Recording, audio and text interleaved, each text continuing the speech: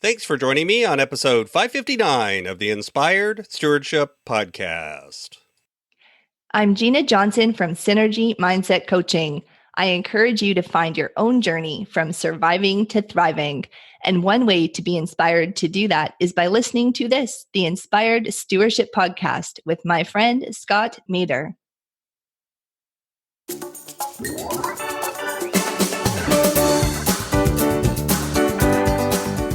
It's not about knowing the answers. It's about asking the right questions. So whether you're an employee, whether you're the leader in the company, whether you're a solopreneur, whether you're just somebody in a family situation or with your friends, no matter what it is, you constantly want to be asking yourself, am I trying to make this where I have to be the person that has all the answers?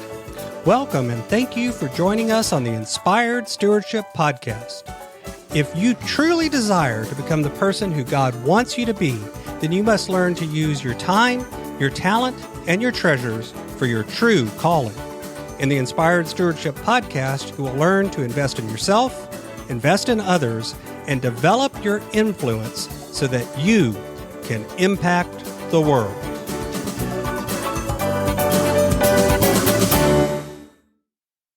In today's episode about investing in yourself through stewarding your talent, I talk with you about having the humility and confidence to not be the smartest person in the room. Why no matter what, you need to find ways to actually do this, and how this allows you to really grow yourself much quicker. You've heard me talk about developing your talent, and one of the best ways to do that is through books. But if you're like most people today, it's hard to find the time to read. And that's why today's podcast is brought to you by Audible. Go to inspiredstewardship.com/audible to sign up, and you can get a 30-day free trial. There's over 180,000 titles to choose from, and you can pick one and listen your way to developing your talents via Audible.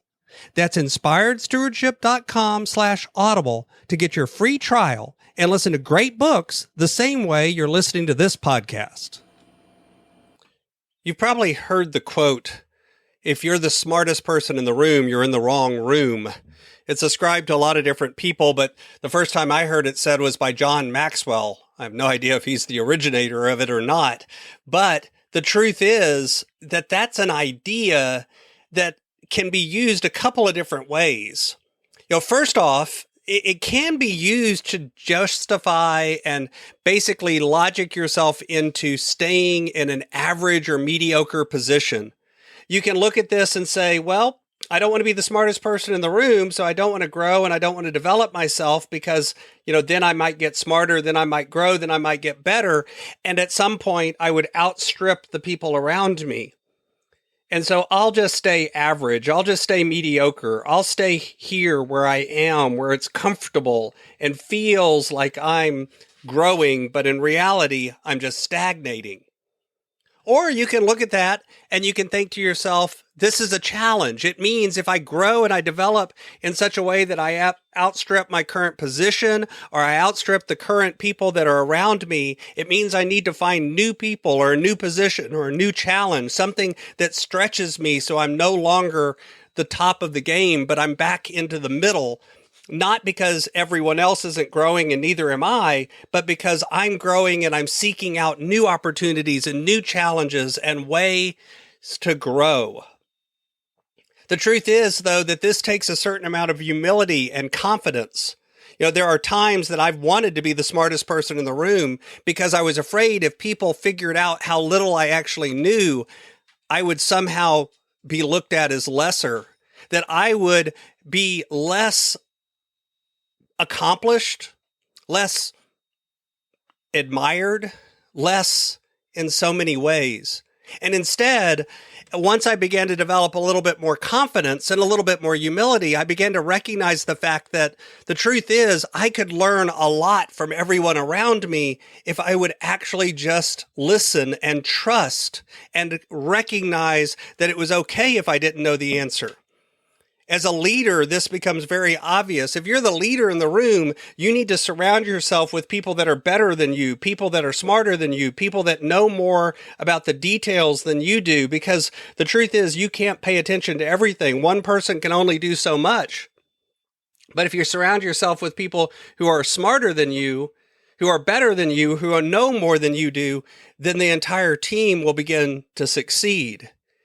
And if you grow to such an extent that you've developed the people around you so that now they are all smarter than you, and it's time to move on and find a new challenge, find another room to be in. That's entirely possible. But what about if you're an employee?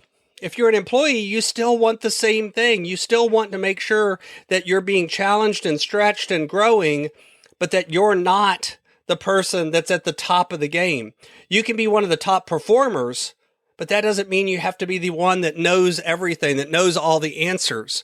Usually what happens, if you're that person, if you're that key person that seems to have all of the information, all of the facts, all of the information flows through you, then what you'll discover is that you're probably hoarding information out of fear that if other people learn how to do this, you'll be less valuable and you'll lose your job.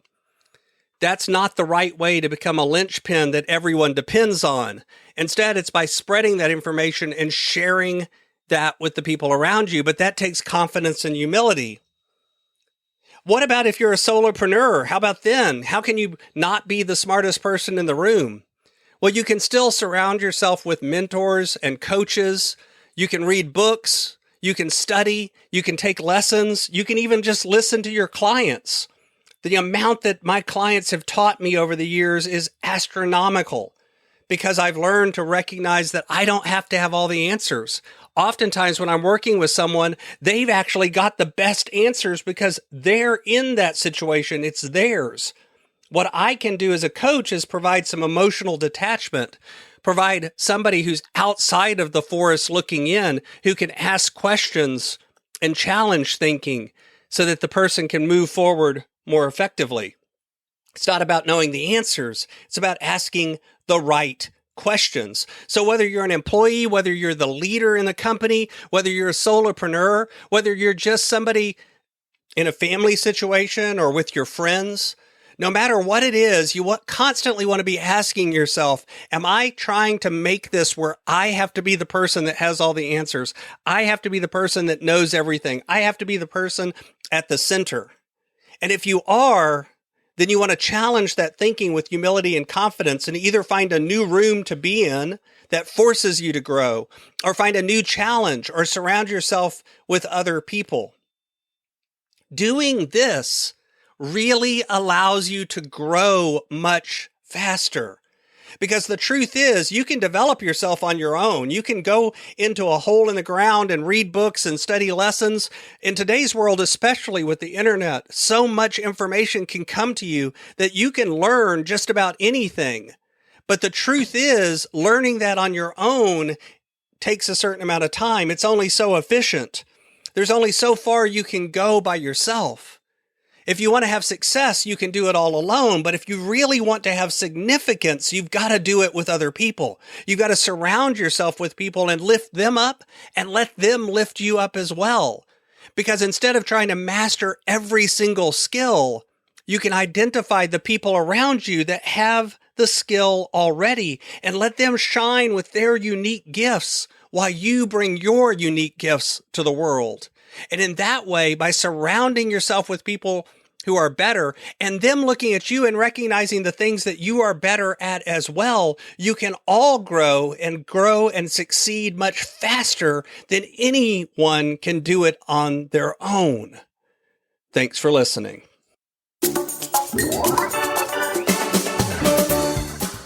Thanks so much for listening to the Inspired Stewardship podcast. As a subscriber and listener, we challenge you to not just sit back and passively listen, but act on what you've heard and find a way to live your calling. If you like this episode on the stewardship of talent, you can go over to inspiredstewardship.com/talent and sign up for our 5-week series on the stewardship of talent. Or if you're in the U.S., you can text 44222 Talent Tips. That's Talent Tips to 44222 and get those tips. Until next time, invest your time, your talent, and your treasures. Develop your influence and impact the world.